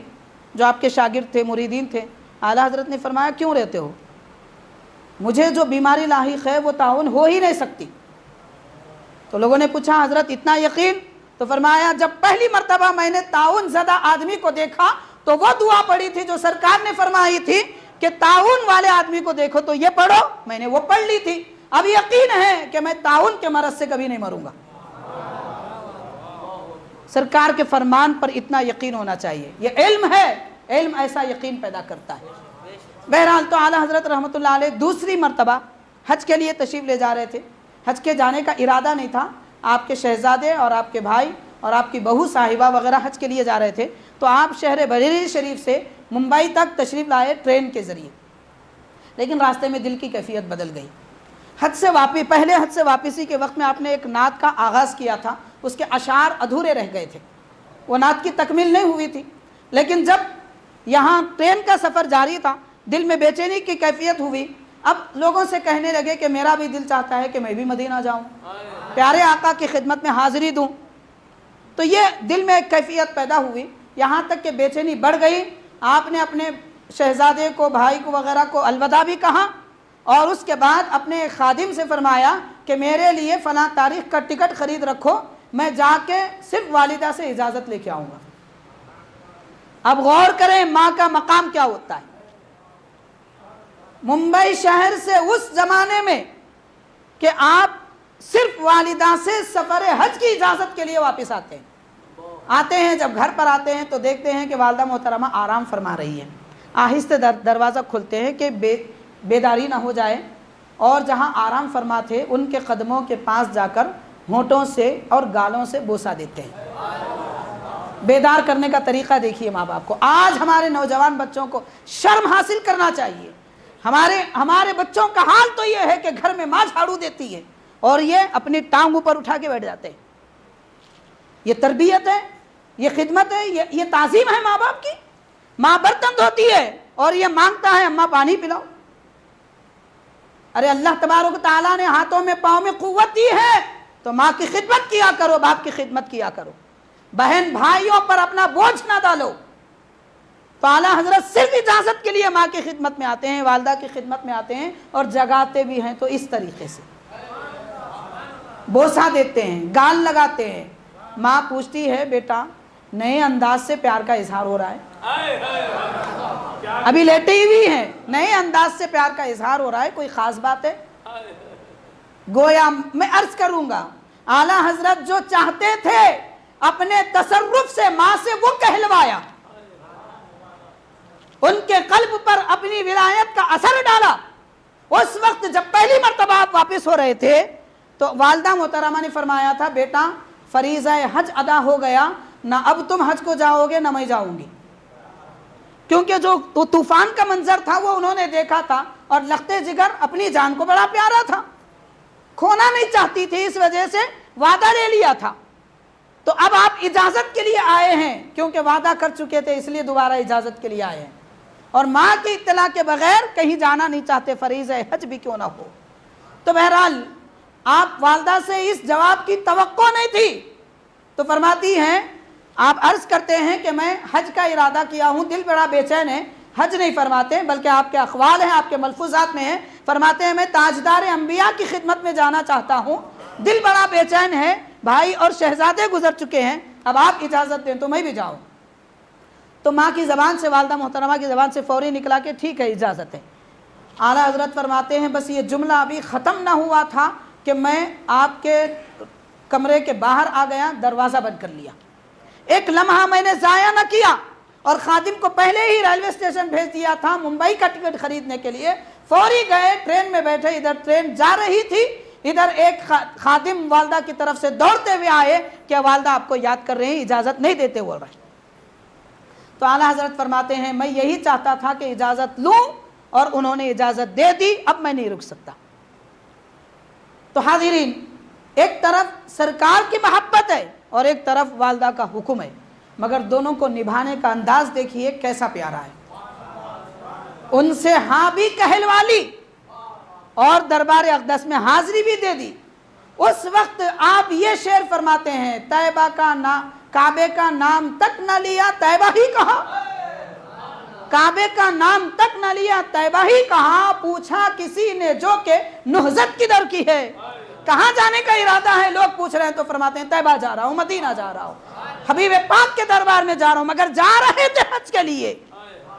तो चूंकि वो नात अधूरी रह गई थी, इस सफर में आपने उसको तकमील फरमाई। अब देखिए वहाँ सफ़र हज में क्या हालात हुए। आला हज़रत इरशाद फरमाते हैं मनासिक हज अदा हो गए, उसके बाद आपकी तबीयत में कुछ गिरानी महसूस हुई और तबीयत इतनी ज़्यादा अलील हो गई कि आप हरम शरीफ को भी जा नहीं सकते थे।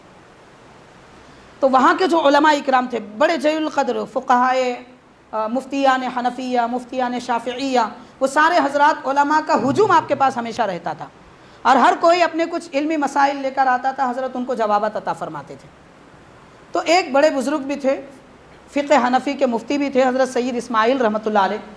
वो फरमाते हैं कि आपका पहला जो आरामगाह था, ठिकाना, वो दूर था हरम शरीफ से। तो उन्होंने कहा कि रशीदी नामी एक आलिम और मुफ्ती हैं, उनका दीवान खाना बड़ा वसी है और उनका घर अलहदा है, अगर आप इजाज़त दें तो हम वहाँ मुंतकिल हो जाएं ताकि आपको हरम शरीफ आना जाना करीब हो जाए। तो आला हज़रत इजाज़त दे देते हैं। तो अब आला हज़रत के इस हुजरे में और इस कमरे में आने की तैयारी हो रही है। तो दीवार की तरफ 3 रोशनदानियाँ थी, लोगों का हुजूम आना जाना इधर से मिसाल के तौर पर था, तो आने वालों के लिए जाने की सहूलत हो जाए इसलिए आपका तख्त इस जानिब रखा गया। तो वहाँ पर 3 रोशनदानियाँ थी। जिस तरफ आला हज़रत का तख्त रखा जा रहा है उसकी रोशनदानी पर कबूतर पहले ही से थे। अब जाहिर है कबूतर जहाँ रहते हैं वहाँ पर कचरा कंकर वगैरह फेंकते हैं, पड़पड़ाते हैं, पाँव मारते हैं तो नीचे गिर जाता है। आला हज़रत का तख्त इधर रखा जा रहा है, कबूतर उड़ते हैं दूसरी जानिब जाते हैं, कबूतर अपना ठिकाना बदल देते हैं। यानी कबूतर भी जानते हैं ये अल्लाह के वली हैं और किसी इंसान को पता नहीं है, तो फिर कबूतर से भी बेकार है। उसको तो एहसास है कि अल्लाह के वली आ रहे हैं, अब इनकी कोई बेअदबी नहीं की जाएगी, इनको डिस्टर्ब नहीं किया जाएगा, इनको तकलीफ़ नहीं दी जाएगी। चुनाचे वो जो हनफी फ़िक़्ह के मुफ्ती थे हज़रत सैयद इस्माइल रहमतुल्लाह अलैह, वो फरमाते हैं कि अहमद रज़ा आपका अदब तो कबूतर भी करते हैं, आपका अदब तो कबूतर भी करते हैं। तो आला हज़रत जवाब में फरमाते हैं सालहतुहुम फसालहूना, मैंने उनसे दोस्ती की है, वो मुझसे दोस्ती कर ली है। मतलब हम उनको तकलीफ़ नहीं देते, वो हमको तकलीफ़ नहीं देते, हमने उनसे दोस्ती की है, वो हमसे दोस्ती कर रहे हैं। अब कोई आम इंसान तो वहाँ बैठे नहीं थे, सब अपने उलमा थे, उलमा को वक्त पे जवाब देना भी आता है। तो उलमा ने कहा हमने कौन सी जंग छेड़ रखी है जो ये हमको तकलीफ़ देते हैं, आपका तख्त नहीं डाला जाता, किसी और का भी रखता तो वो ज़रूर उसी रोशनदानी में रहते, उड़कर कहीं और तो नहीं जाते। क्योंकि हमारा तजुर्बा है, कई मरतबा हम यहाँ पर आते हैं, बैठते हैं, मगर उनकी तकलीफ़ सहते हैं। फिर आप आए तो क्यों गए, हमने तो कोई जंग नहीं छेड़ी थी। तो आला हज़रत रहमतुल्लाह अलैह, देखिए मुफ्ती किसे कहते हैं, आलिम कौन होता है, हर कदम पर फ़िक़्ह की इबारतें, हर कदम पर नबी का फरमान उनके सामने होता है। चुनाचे उस वक्त ऐसे मौके पर भी आला हज़रत रहमतुल्लाह अलैह इरशाद फरमाते हैं कि देखो हरम शरीफ के जितने हैवान और जानवर हैं, चरिंद परिंद हैं, वो हरम शरीफ के हुदूद में जब हैं और वो हरम शरीफ के जो हैवान हैं उनको खामखा की तकलीफ़ देना जायज़ नहीं है, अल्लाह के नबी ने मना फरमाया। حدیث پاک میں آتا ہے اگر درخت کے سائے میں حدود حرم میں ہرن بھی بیٹھا ہوا ہے تو کسی انسان کے لیے حدود حرم میں جائز نہیں ہے کہ وہ ہرن کو اٹھا کے خود سائے میں بیٹھے۔ تو آپ لوگ کبوتروں کو تکلیف دیتے ہیں، یہاں کے آنے جانے والے لوگ کبوتروں کو تکلیف دیتے ہیں، وہ جہاں بیٹھنا چاہتے ہیں کبوتروں کو وہاں سے اڑا دیتے ہیں، تو اسی لیے کبوتر تم کو تکلیف دیتے ہیں۔ تو ان لوگوں نے کہا کہ نہیں، کبوتروں کی یہ عادت ہے کہ وہ کنکر مار دیتے ہیں، ہماری قندیلیں پھوٹ جاتی ہیں، لوگوں پر کچرا گرتا ہے۔ تو اعلیٰ حضرت نے فرمایا کیا یہ ابتدا بالایذا کرتے ہیں؟ فقہ کی ایک اصطلاح ہے ابتدا بالایذا، یعنی یہ کیا پہلے ہی تکلیف دیتے ہیں، تکلیف دینے کی شروعات کرتے ہیں؟ تو لوگوں نے کہا ہاں ابتدا بالایذا کرتے ہیں۔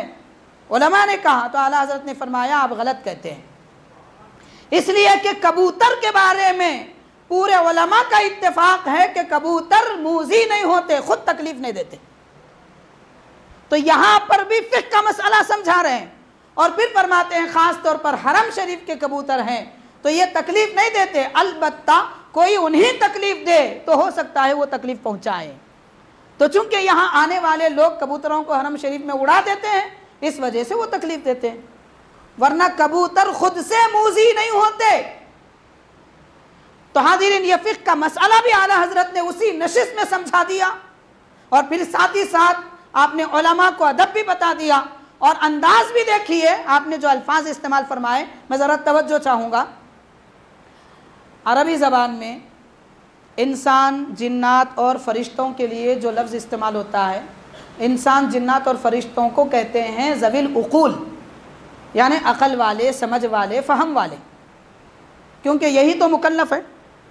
شریعت کس پہ لاگو ہے؟ جانوروں حیوانوں پر نہیں، انسان پر، جنات پر، فرشتوں پر۔ فرشتوں کو خیر مکلف میں بھی شامل نہیں کیا جاتا مگر ذوی العقول میں ہیں، عقل والے ہیں۔ باقی جتنے سب چیزیں ہیں وہ سب غیر عاقل ہیں، سارے جانور، سارے چرند پرند سب غیر عاقل ہیں، یعنی عقل نہیں رکھتے۔ تو زبان عربی میں غیر ذوی العقول کے لیے، یعنی جو عقل نہیں رکھتے، ان کے لیے مؤنث کا لفظ استعمال ہوتا ہے، ان کے لیے مؤنث واحد کا لفظ استعمال ہوتا ہے، مطلب فیمیل، تو فیمیل کا لفظ استعمال ہوتا ہے، جیسے ہی، شی وغیرہ ہوتا ہے۔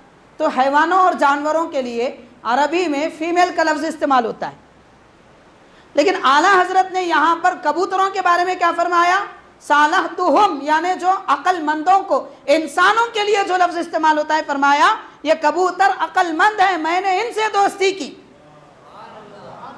عقل مند کے لیے جو لفظ استعمال ہوتا ہے آپ نے وہ استعمال فرمایا، اور اس طریقے سے بتا دیا کہ حرم کے کبوتر اور حیوان بھی عقل مند ہوتے ہیں، ان کا ادب اس انداز میں کرنا چاہیے کہ بے عقل کا لفظ بھی ان کے لیے استعمال نہ کیا۔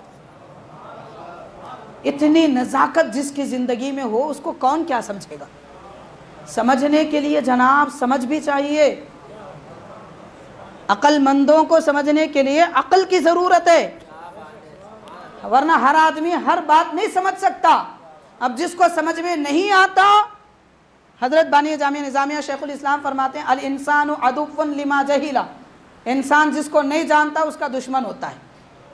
تو اعلیٰ حضرت کے جتنے دشمن ہیں ان کو جانا ہی نہیں، جانتے تو پھر کبھی دشمنی نہیں کرتے، تو نہ جاننا ہی ان کا مرض ہے، بیماری ہے، اس بیماری کا علاج کرنے کی ضرورت ہے۔ بہرحال حاضرین، ایک آخری بات عرض کروں گا، بڑی دلچسپ انداز کی ہے، اور اعلیٰ حضرت کے اس سے جواب دینے کا طریقہ بھی معلوم ہوتا ہے کہ کس کو کس انداز سے سمجھانا چاہیے۔ اعلیٰ حضرت رحمۃ اللہ علیہ مسجد میں جلوہ افروز تھے، ایک شخص نماز پڑھ رہے تھے، تو نماز کے درمیان میں جب وہ رکوع کر رہے تھے تو رکوع میں ان کا چہرہ قبلے کی طرف تھا، یعنی سر اٹھا ہوا تھا، رکوع میں سر تو جھکا ہوا ہوتا ہے۔ جب نماز ان کی مکمل ہوئی، اعلیٰ حضرت انہیں طلب فرمائے اور فرمایا کہ دیکھو آپ نماز پڑھ رہے تھے، رکوع ایسا کرنا چاہیے جیسا کہ سنت نبوی ہے، اللہ کے نبی صلی اللہ علیہ وسلم نے فرمایا رکوع کرو تو ایسے کرو کہ پیٹھ اور سر، کمر بالکل درست ہو، تینوں بالکل مسطح ہو، اور رکوع میں فرماتے ہیں، حدیث پاک ہے، رکوع میں سر نہ اتنا جھکاؤ جیسے بکری جھکاتی ہے، اور نہ اتنا اٹھاؤ جیسے اونٹ اٹھاتا ہے، تو تمہارا چہرہ رکوع میں قبلے کی طرف تھا، اٹھا ہوا چہرہ تھا، آپ نے ایسا کیوں کیا؟ نہیں کرنا چاہیے۔ اب بعض لوگ رہتے ہیں مزاج کے بڑے عجیب، مولانا صاحب مفتی صاحب بھی بولے تو نہیں مانتے، آج کل تو وہی ہو رہا ہے نا، مفتی صاحب بولے تو فتوے دینا ان کا کام ہے، یہ فتوے دیتے، اور کیا آتا ہے ان کو؟ کچھ نہیں آتا، مفتیوں کو وہی آتا ہے، فتویٰ دینا آتا ہے، وہی دیتے ہیں۔ ڈاکٹر کو اور کیا آتا؟ انجیکشن دینا، دوا دینا ہی آتا، ان کو کیوں نہیں بولتے؟ ان کو کیا آتا؟ خالی انجیکشن ہی دیتے رہتے۔ یہ مفتیوں کو ہی کیوں بولتے ہیں لوگ؟ مطلب مفتیوں سے، عالموں سے دشمنی ہے لوگوں کو، ان کی بات پسند نہیں آتی اس وجہ سے۔ تو اب دیکھیے کہ بات ان کی سمجھ میں نہیں آئی، اب وہ ٹیڑھے انداز میں کہنے لگتے ہیں نہیں حضرت میں رکوع میں بھی اپنا چہرہ قبلے کی طرف کرنا چاہتا ہوں۔ قبلے کی طرف چہرہ کرنا افضل ہے نا، تو وہ جناب سمجھے رکوع میں بھی ہے، یا ہر دھرمی سے کہہ دیے میں قبلے کی طرف رخ کر رہا تھا، جیسا لوگ کہتے ہیں، بعض لوگ گرے تو گرے اپنی ٹانگوں پر، اس قسم کے جناب تھے۔ تو وہ کہنے لگے کہ میں رکوع میں میرا چہرہ قبلے کی طرف کر رہا ہوں، تو اعلیٰ حضرت نے فوراً جواب میں فرمایا، وہ جیسے تھے ویسا جواب دیا، پھر تو آپ ٹھڈی پہ سجدہ کرتے ہوں گے، کیونکہ سجدے میں بھی تو چہرہ قبلے کی طرف ہونا ہے۔ وہ آدمی شرمندہ ہو گیا، کہنے لگا حضرت معذرت چاہتا ہوں، میں بات سمجھ گیا، اور وہ چلے گئے۔ تو جس کو جیسے سمجھانا ہے ویسے سمجھاتے ہیں۔ اب یہ سمجھانے کی بات آئی تو ایک آخری بات اور عرض کروں گا، بات سمجھانے کی ہے اس وجہ سے۔ اعلیٰ حضرت کی خدمت میں ایک حافظ صاحب آئے، اور ایک ایسے آدمی کو لائے جو ذرا ہٹے ہوئے تھے، بدعقیدہ کا اثر ابھی ہو رہا تھا، جیسے ہمارے اسکول کالج کے نوجوانوں پہ ہوتا ہے۔ اچھے تھے جب تک اسکول نہیں گئے، کالج کو نہیں گئے، جناب اچھے تھے، مگر جب وہاں کی ہوا لگی تو اب ماں بھی بدعتی نظر آئی، باپ تو مشرک نظر آیا، اس قسم کے تھے۔ اعلیٰ حضرت کے پاس آئے، کچھ مسائل تھے وہ پیش کرنے لگے، اعلیٰ حضرت نے ان کو سمجھایا، وہ چلے تو گئے۔ کچھ دنوں کے بعد وہ حافظ صاحب جو لائے تھے وہ دوبارہ آئے، عرض کرنے لگے حضرت آپ نے ان کو اتنے اچھے انداز میں سمجھایا، وہ کہنے لگے کہ اب تک میں غلط تھا، اعلیٰ حضرت کے لہجے اور رویے، ان کی بات سے میں سب سمجھ گیا، میں اب سچا پکا سنی ہوں۔ دیکھیے ولی کی صحبت میں بیٹھنے سے کیا اثر ہوتا ہے، بدعقیدگی کا مزاج ختم ہو جاتا ہے۔ تو اعلیٰ حضرت فرماتے ہیں ہاں، فرماتے ہیں اب غور کریں، فرماتے ہیں ہاں میں نے انہیں نرم لہجے میں سمجھایا تھا۔ تو جو لوگ کہتے ہیں اعلیٰ حضرت کا انداز شدت کا ہے، اعلیٰ حضرت بڑا سخت بولتے ہیں، تمہارے مزاج میں شدت ہے، آدمی وہی دیکھتا ہے جو اس کے اندر ہوتا ہے، آئینے میں کیا نظر آئے گا؟ اپنا ہی تو چہرہ نظر آتا ہے۔ تو اعلیٰ حضرت میں شدت نظر آ رہی ہے تو یاد رکھو وہ آپ کا چہرہ ہے، اعلیٰ حضرت میں نرمی نظر آتی ہے تو یاد رکھیے وہ آپ کا چہرہ ہے۔ تو فرما رہے ہیں کہ میں نے اسے نرم لہجے میں سمجھایا تھا، اور فرماتے ہیں نرم لہجے سے جو فائدہ ہوتا ہے وہ شدت میں کہاں، وہ شدت میں کہاں۔ اب ہو سکتا ہے کوئی سوچے ارے کتنے فتوے دے دیے اعلیٰ حضرت، اشرف علی تھانوی کافر، رشید احمد گنگوہی کافر، وہ غلام احمد قادیانی کافر، اتنے سارے لوگوں کو ایسا ایسا لکھ دیے، ایک ایک پہ ایک ایک کتاب لکھ دیے، شدت نہیں تو کیا ہے؟ سوال پیدا ہو سکتا، تو اس کا جواب خود فرما رہے ہیں۔ اعلیٰ حضرت ارشاد فرماتے ہیں کہ پھر یہ دیابینا وغیرہ کے پیشوا اور ان کے علماء سے میں نے جو شدت اختیار کی ہے وہ اس وجہ سے کہ میں نے پہلے انہیں نرم انداز میں خط لکھے، مگر وہ نرم لہجہ انہیں پسند نہیں آیا، تو آخر انہیں سمجھانے کے لیے میں نے شدت اختیار کی۔ کیوں؟ اس لیے کہ یہ بھی سنت نبوی ہے، اللہ کے نبی کی سنت ہے کہ سرکار نے پہلے کفار اور مشرکین کو سیدھے انداز میں سمجھایا، نہیں مانے تو اللہ تعالیٰ نے فرمایا یا ایھا النبی جاہد الکفار والمنافقین، اے نبی کافروں اور مشرکوں سے جہاد کیجئے، وغلظ علیہم، نرم لہجہ سخت اختیار کیجئے۔ تو اللہ نے نبی سے فرمایا، رحمت والے نبی، دو جہاں کے مختار نبی جن کی شان رحمت للعالمین ہے، ان سے رب فرما رہا ہے سیدھا نہیں مانتے تو شدت سے بولیے۔ اعلیٰ حضرت فرماتے ہیں کوئی سیدھا نہیں مانتا تو میں نے شدت اختیار کی، جو نرم لہجے میں بات کرتا ہے میں نے اسے نرم انداز میں سمجھایا۔ آپ یہی پہلو بانی جامع نظامیہ شیخ الاسلام امام انوار اللہ فاروقی رحمۃ اللہ علیہ میں دیکھیں گے۔ میں اکثر جگہ یہ بات عرض کرتا ہوں، لوگ کیا کہتے ہیں حضرت بانی جامعہ کا قلم بڑا نرم ہے، اعلیٰ حضرت کا قلم بڑا شدت ہے، ان کی طبیعت میں سختی ہے، شیخ الاسلام کی طبیعت میں نرمی ہے۔ بات ایسی نہیں ہے، بات کیا ہے؟ سمجھنے والا کیسا ہے یہ دیکھتے ہیں، اور جس کو جس انداز سے سمجھانا ہے ویسا سمجھاتے ہیں۔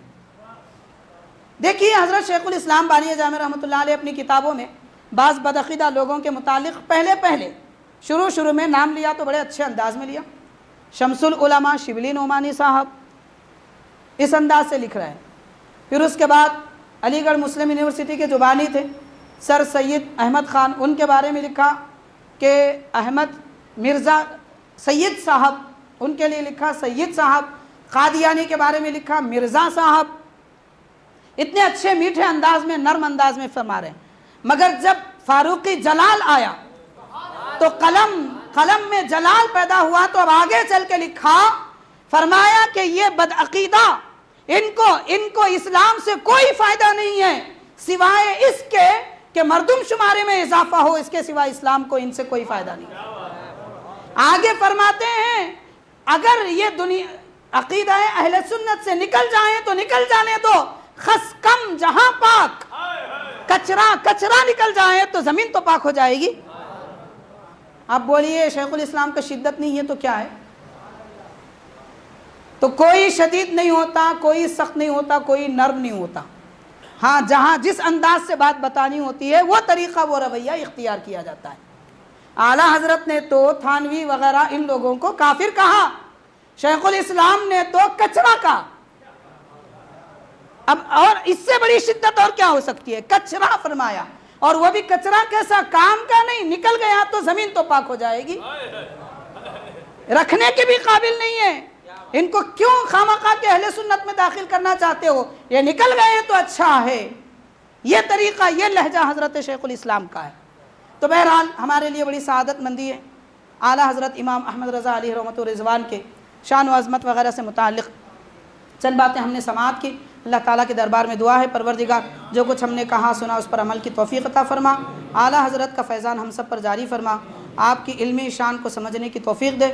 اے پروردگار رہتی دنیا تک اعلیٰ حضرت کا فیضان تمام امت مسلمہ پر جاری و ساری فرما، آپ کی مقدس اور پاک باز سیرت کا صدقہ ہمیں عطا فرما، وہ حیا عطا فرما جو تو نے اعلیٰ حضرت کو بخشی ہے، وہ تواضع عطا فرما، انکساریہ عطا فرما جو تو نے اعلیٰ حضرت کو بخشی ہے۔